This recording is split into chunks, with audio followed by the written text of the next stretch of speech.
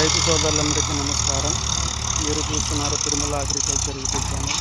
ఈరోజు మనం పత్తి చేనులో తీసిన తర్వాత యాసంగి పంటగా ఈరోజు మనం బెండకాయ మరియు గోకరకాయ విత్తనాలు నాటి ఆ విత్తనాలు నాటే విధానము మరియు అది నాటిన తర్వాత ఎన్ని రోజులకి మొలకొచ్చిందో ఈరోజు పూర్తి విధులు తెలియజేస్తాను.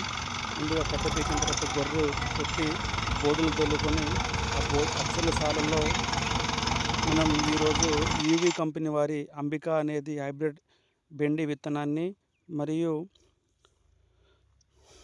దుర్గా సీడ్స్ వారి గరుడ రీసెర్చ్ వాడిది గోకరకాయ విత్తనాలని వేయడం జరిగింది.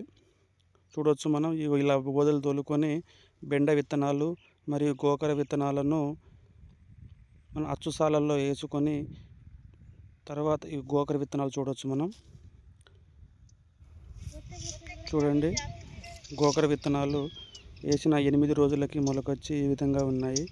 మరియు అదేవిధంగా బెండ విత్తనాలు కూడా మొలకలు రావడం జరిగింది.